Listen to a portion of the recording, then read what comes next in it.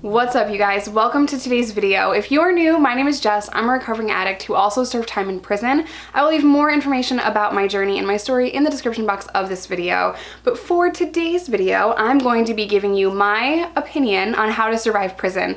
Keep in mind, I'm not telling you to break the law. I'm not telling you to go to prison. Actually, you should probably avoid it at all costs. This is just my opinion based on my experience in the Department of Corrections. So, without further ado, let's get into how to survive prison 101. The first way that you can survive prison, like day one, you're in, you walked in your unit, you walked in your barracks, is to be yourself. Be yourself. Don't go in there trying to act hard or trying to act tough or trying to act like you're the baddest bitch on the compound. Like, don't do that. First of all, we're gonna be able to recognize that so fast. We know what you're doing, you know? We know that you're flexing, and it's just so much easier to be yourself, to be real, you know? A lot of people kind of have different approaches to prison if they have been in that situation, and I have seen a lot of people go in and try to act some type of way or try to act like tough off the jump, and that is never really, people don't respond well to that when you're trying to walk in, you've got like imaginary lat syndrome and like you're trying to walk around and you want to like punch the first girl you see or guy. Like you don't want to be that person, man. Don't be that person. So surviving prison 101, be yourself. Be yourself.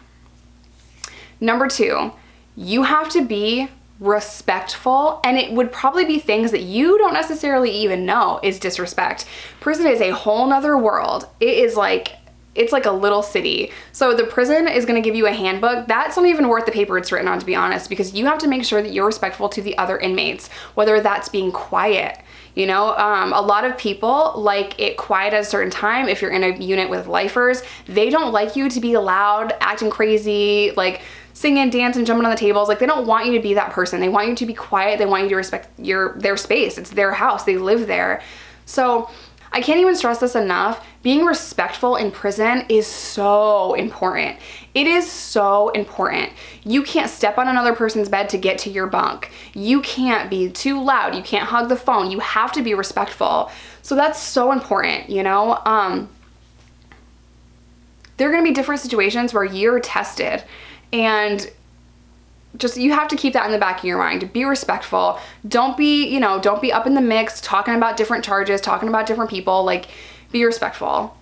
Be mindful that you're still in prison, you know, okay? It's not camp, you're not at college, this is prison. You have to be respectful at all times. And if you find yourself in prison, that's just something that you're just gonna have to figure out, you know, because you're in a room, essentially. If it's an open dorm, you're in a room, a giant room with 50 other people, 50 different personalities, 50 different crimes were committed.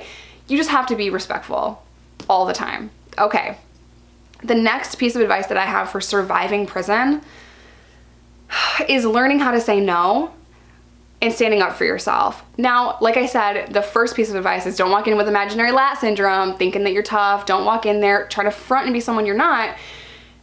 Be respectful, but also learn how to say no. So it's very easy for seasoned veterans of the criminal justice system. It's very easy for inmates to manipulate, for them to try to get something from you. So I'm gonna give you a little story. I had been in this prison for a minute, but I was transferred to a different housing unit, different barracks. Now I pull in, like I drove there. I come in the barracks with my buggy of all my stuff, and I'm trying to put my stuff away, but at this certain time, it's 8 p.m. Everyone's in the barracks, everyone's watching you, everyone's sizing you up, everyone wants to see what you have, they wanna see what you're made of, they're trying to check your number to see how long you've been there, all of that, right? I'm unloading my stuff. This is an open dorm. I'm unloading all my stuff, trying to put my stuff away, trying to make my bed, and one of these girls next to me was like, let me get a soup. Now, I had soups to spare. I could have just given her a soup and it wouldn't have been a problem. However, everyone is watching. Everyone is watching. They want to see what I'm going to do. They want to see if she can get a soup from me. Like, it's not about the soup. It's not about the 25-cent soup. It's whether or not I will give it to her. And if I do, then other people will try to come up to me and I'm a target because I'm giving stuff away, right? So I said no. And just like that. And I kept putting my stuff, and she still tries me. She's like, it's just one soup. Like, you can't give me one soup. And I said, no, I don't even know you. I'm not gonna give you a soup. You know? And I'm steady, like, making my bed, trying to get myself all organized. And she says it again.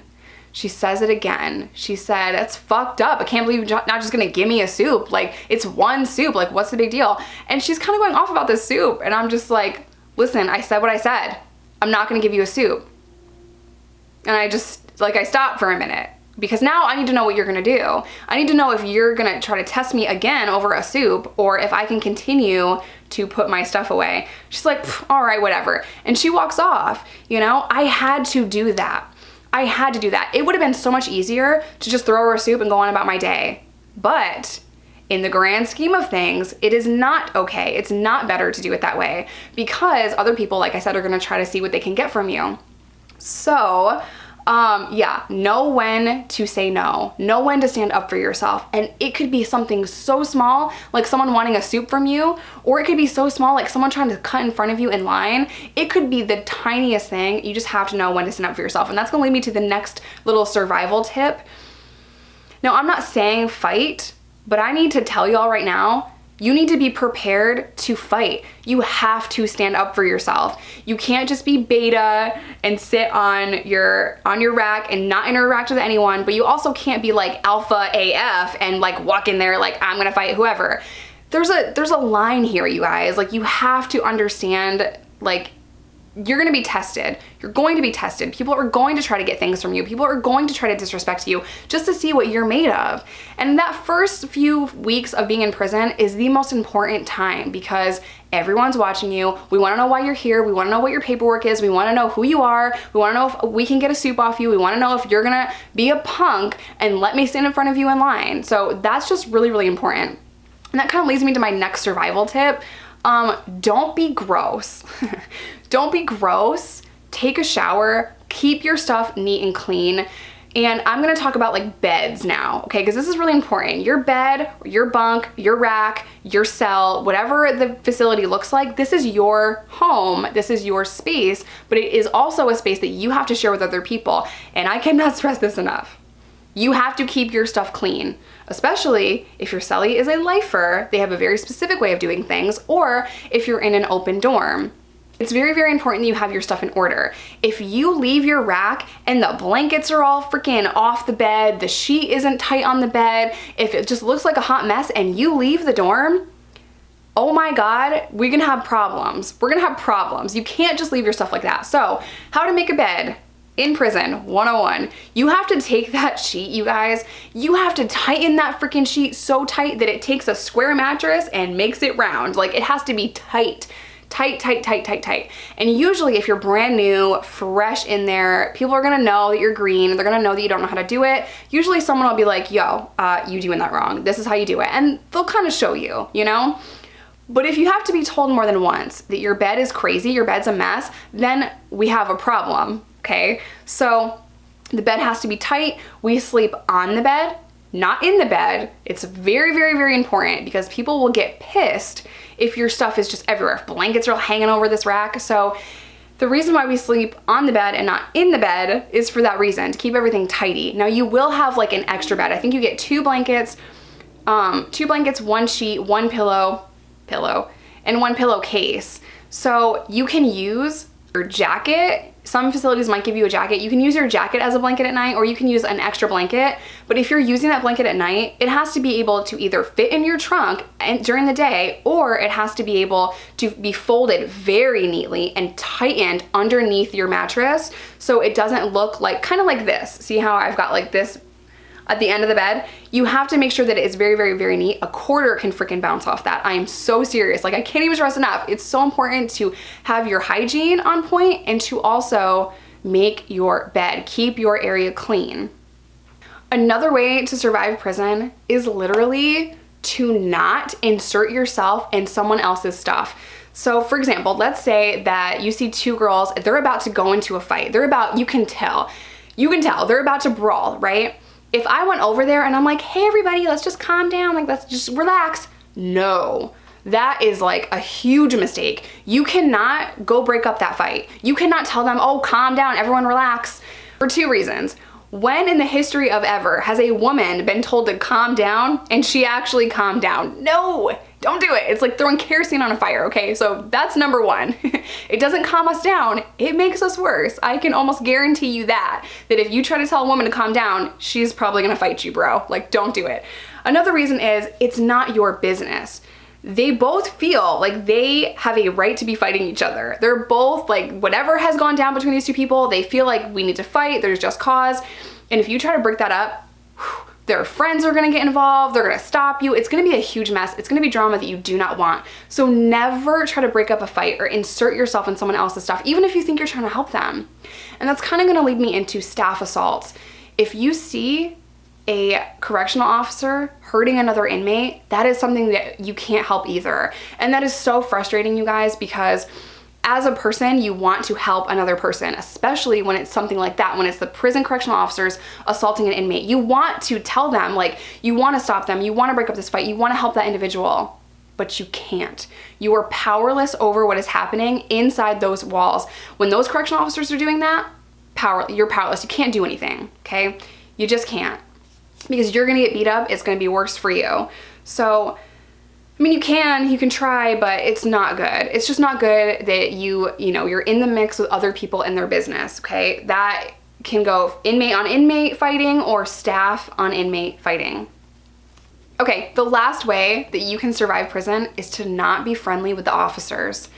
Now, people are paranoid in prison. So say you're maybe just trying to be nice, or you see a new correctional officer come in and you want to help them, they look scared, and you're just being a human being, right? And you're like, oh, you're good, like, don't worry about this unit, like, no one's gonna hurt you. Or you try to be friendly at all. Or maybe you're sitting at the guard station for just a second too long, and it's at the same time that someone else is trying to do something illegal, they're gonna be mad. They're automatically gonna think that you're telling on them or you're letting them know what's going on. You just can't do that. So for example, when I would go up to the guard station for tampon or toilet paper or a sick call or whatever I needed from the guards, I would like watch the clock and I'm like, never mind, I'll just come back later.